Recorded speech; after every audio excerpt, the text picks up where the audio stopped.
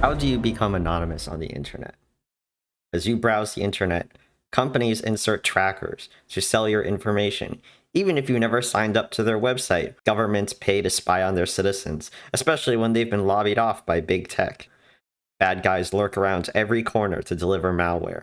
VPNs ruin YouTube in droves, begging you to trust them when they might not be any better than your ISP to provide you any anonymity.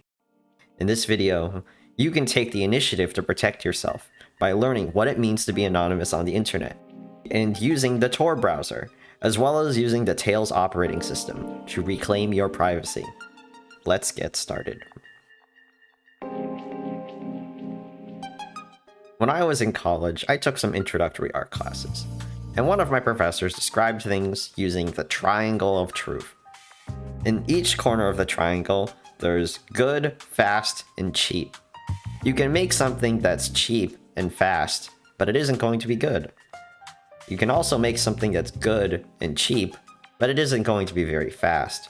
So let's modify the triangle a little bit, except this time we're going to use the values of privacy, security, and anonymity. You can have something that's anonymous and secure, but it isn't going to be very private. For example, we created our Google account anonymously, and Google is well renowned for their security. However, Google is one of the least private entities in the world, and will gladly sell your information for pennies in a heartbeat. VPNs are secure tunnels that make your traffic private from your ISP, but VPNs are not anonymous because your VPN can see everything you do, and often asks a credit card for your payment, which contains your real name. Introducing the Tor network. The Tor network forwards your traffic to 3 volunteer-operated servers in the world called relays. These relays are chosen at random, and this 3-layer connection prevents a single entity from tracing your traffic. Many popular websites like the BBC, the New York Times, and ProPublica host their Tor websites for countries where they might be censored, like in China or Iran. If we bring this back to the triangle of truth, Tor attempts to be private and anonymous, but it doesn't really do anything to secure you. And this is why it takes effort on our part to make sure that we are doing our best to practice good operational security. The Tor browser is a browser that allows you to interface with the Tor network using a modified version of Mozilla Firefox. To download the Tor browser, first navigate to the Tor browser website and download the file. Next, you'll need to verify the file. Verifying the files you download is incredibly important, and something most Windows users aren't accustomed to. To be sure you aren't downloading a fake duplicate, follow the instructions from the Tor Project's website to verify your file. Opening the Tor browser will present you with a prompt to connect to the Tor network. Once you are connected, you can go to check.torproject.org to confirm you are connected, and your browser should appear with a purple background. If your browser has problems connecting to the Tor network, you should be greeted with a red background. Next, I recommend right-clicking on the window and selecting Customize, and you'll be presented with a large number of icons. The icon that we're first going to select is an icon called HTTPS Everywhere. HTTPS Everywhere runs in the background silently, and it upgrades unencrypted websites to become encrypted websites wherever possible. Unencrypted HTTP websites expose their traffic, including sensitive searches and login credentials, when you use them. And when using not just a Tor browser, but any web browser, we want to be on HTTPS as much as possible. Additionally, HTTPS Everywhere includes an option which allows you to upgrade and only access HTTPS websites. For maximum security, we want to only visit HTTPS websites. The next tool that we're going to add to the top bar is a tool called NoScript.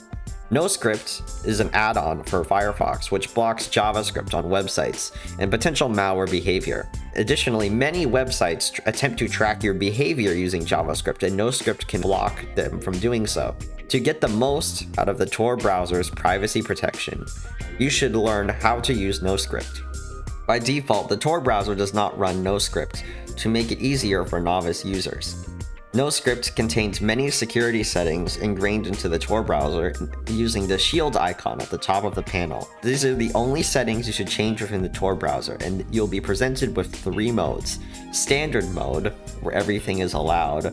Safer mode, where JavaScript and fonts are blocked on non-HTTPS encrypted websites, and Safest, which blocks JavaScript and fonts everywhere on all websites. We recommend that you use the safest mode and adjust NoScript security settings and per site settings if a website doesn't work. To show what this looks like, we're first going to navigate to a website so we can demonstrate NoScript and its capabilities, as well as how to use it. I am going to go to CNN.com. The first thing that you will notice is their homepage is completely broken and we can't read any of their headlines. Click on the NoScript icon at the top panel and click on the button to override the Tor browser settings. At the left of the CNN.com, you should see 4 buttons. The first button to the far left means temporarily trusted. Temporarily trusted temporarily allows websites to run JavaScript, but it can be reset using the button at the top right corner of the NoScript window. Trusted allows websites to run JavaScript for your session, but these settings are then erased every time you reset or close the Tor browser. Untrusted blocks JavaScript. This is useful if you're using the standard mode of the Tor browser and you need to block something that you feel is tracking you. And finally, there's custom, which allows you to override the decision that NoScript is making for you and choose what you want to be allowed or blocked. In the example of CNN.com, what we're going to do is we're going to make this website temporarily trusted. After clicking the button, the website will refresh and you can now view CNN.com and its headlines. Click on NoScript again, and you will see that there is a deluge of websites that want to track your activity and that NoScript prevented. So this might seem intimidating, just doing this for just this one website, but it's actually easier than it really sounds because it's a habit, and habits can be changed. And if you get in the habit of doing this for every website you visit, you can browse the web in a more secure manner. So we're going to take what we learned and apply it to a different website. So I'm going to go to reddit.com. The trending page at the top is broken, so we need to fix that. And you'll notice that only a few domains have Reddit in their name, so we're going to allow those. Reddit already knows we're here, so I would say it's fair to enable these. After enabling more domains, more Reddit domains have appeared. Well, the website appears to work fine without them, so we're not going to enable them. We'll only enable them if we need a particular function that they need to fulfill. Also, notice that Google is trying to know that we're visiting Reddit. We just blocked Google from tracking us on Reddit. These are just a few examples as why we need to use NoScript in order to get the maximum privacy we can out of the Tor browser. One important thing to keep in mind, even as you use NoScript, is that the Tor browser is not a silver bullet, and there are a few rules you should adhere to.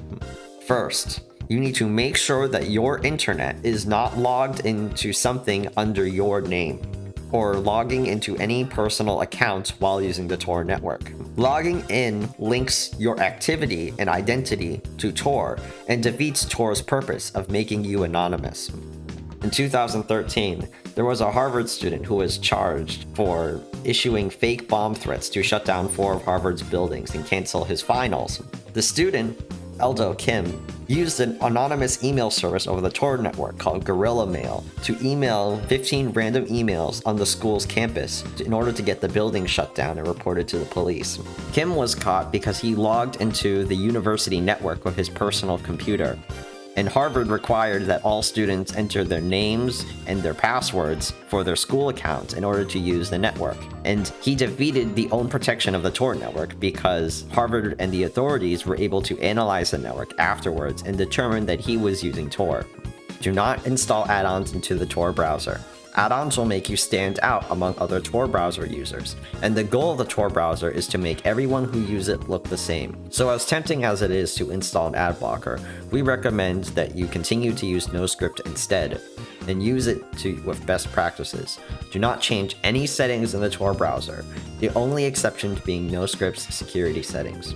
The third thing to keep in mind is when using the Tor network, you should only be using it through authorized means. The Brave browser, for example, allows its users to access the Tor network through its own private windows. the Brave browser is a completely different browser from the Tor browser, and it's going to make the activity of its users stand out from the rest of the users who are on the Tor network. The only authorized methods of accessing the Tor network are using the Tor browser, using the Onion browser on iOS, which is available from the App Store, and the Tor browser for Android, which you can download from the Google Play Store or the open source App Store, F-Droid.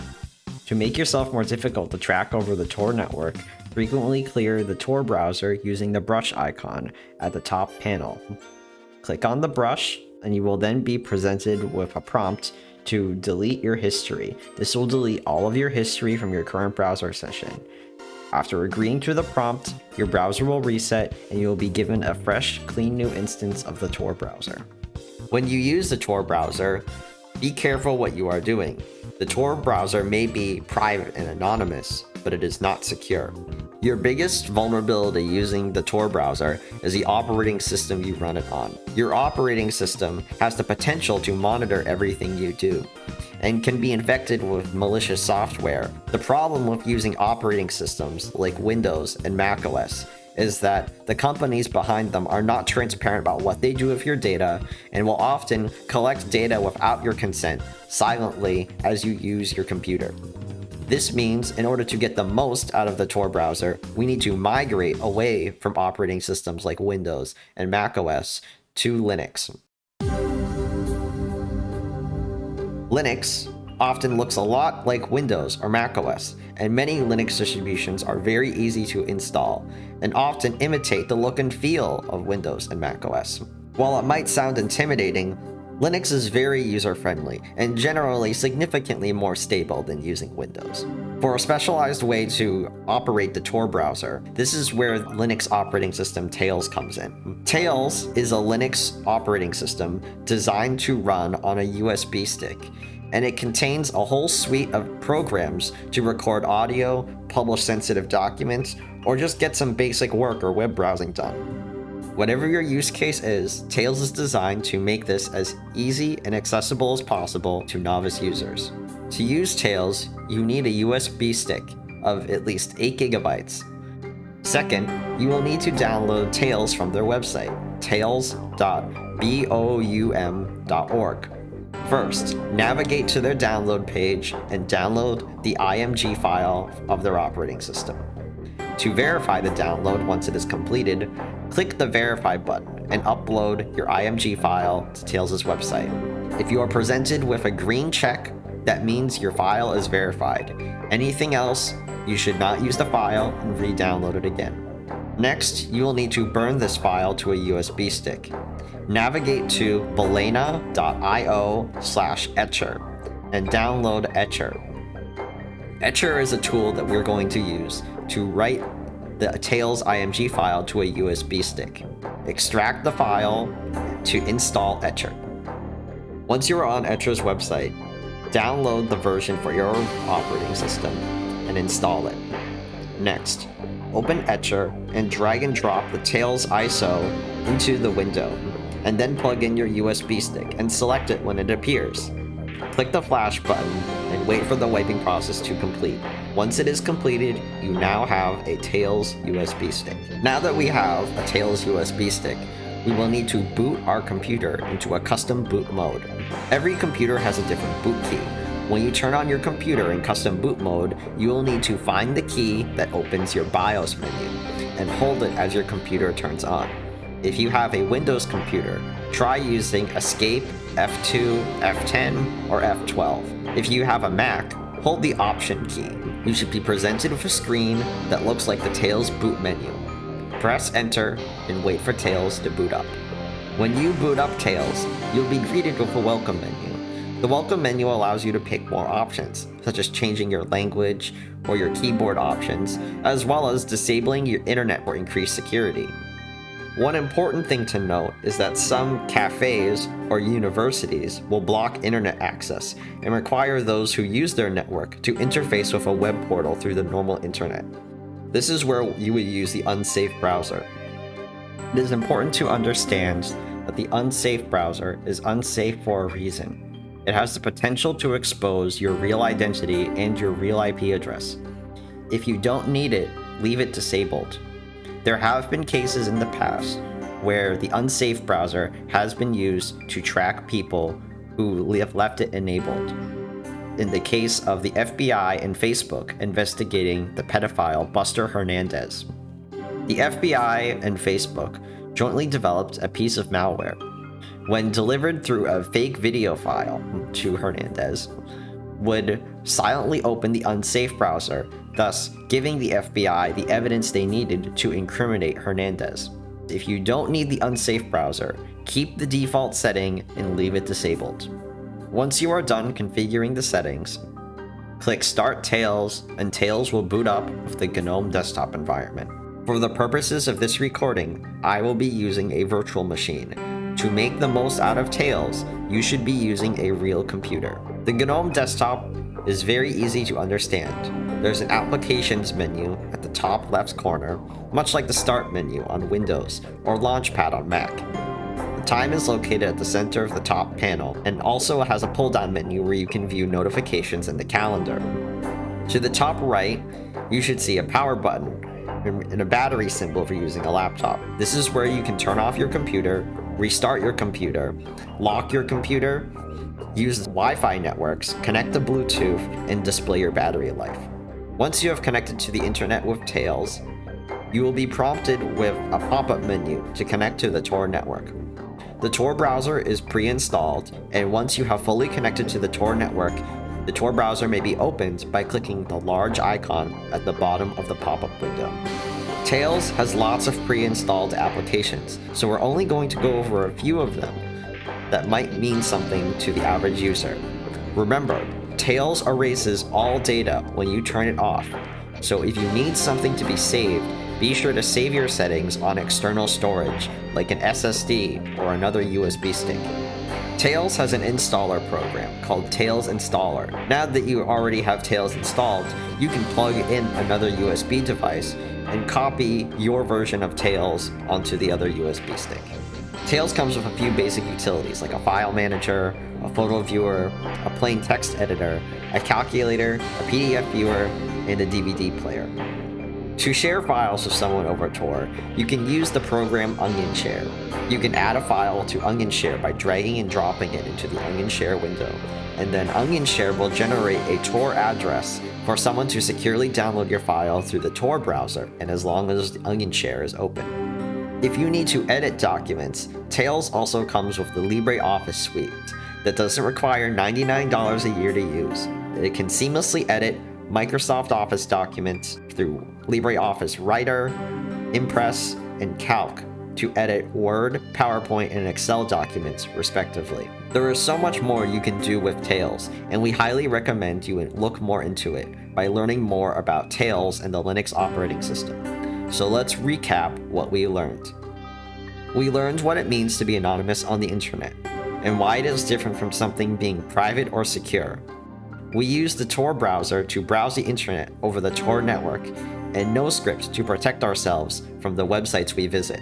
We learned how to create a Tails USB stick to separate our browsing from our main computers and provide ourselves a clean environment to use the Tor browser. We hope to prove that in this video that becoming anonymous online is not something difficult to learn. We run a weekly show on our second channel, as well as streaming on Twitch. If you liked our work, please donate on Patreon or share this video with someone who needs to become anonymous on the internet. Thank you for watching.